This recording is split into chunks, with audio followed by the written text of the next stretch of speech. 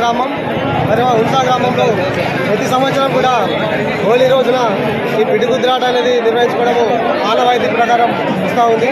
మరి ఈరోజు సాయం సంధ్యాకాలంలో మరి ఇప్పుడు పిడుగురాట నిర్వహించుకోవడం జరుగుతూ ఉంది.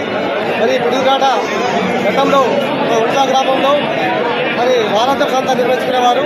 అదే మహారాష్ట్ర ప్రాంతమైనటువంటి సగరవల్లి ప్రాంతంలో పిడుగురాట నిర్వహించుకునేవాళ్ళు. మరి వందల సంవత్సరాల క్రితం మరి ఇరు గ్రామస్తులు పెద్ద మనుషులు ఒక ఒప్పందానికి వచ్చి మరి ఉల్సా గ్రామంలో జరిగేటటువంటి వారాంతపు సంతలు సగరవల్లి గ్రామంలో జరిగేటటువంటి పిడుగుదాటలో ఉల్సా గ్రామస్తులు తీసుకొని మరి వందల సంవత్సరాల నుంచి ఆనాటి నుంచి ఈనాటి వరకు కూడా మరి పిడుగుదాట నిర్వహించడం జరుగుతూ ఉంది.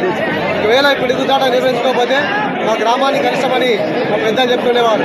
కాబట్టి ప్రతి సంవత్సరం కూడా మేము ఈ పిడుగుదాట నిర్వహించడం జరుగుతూ ఉంది.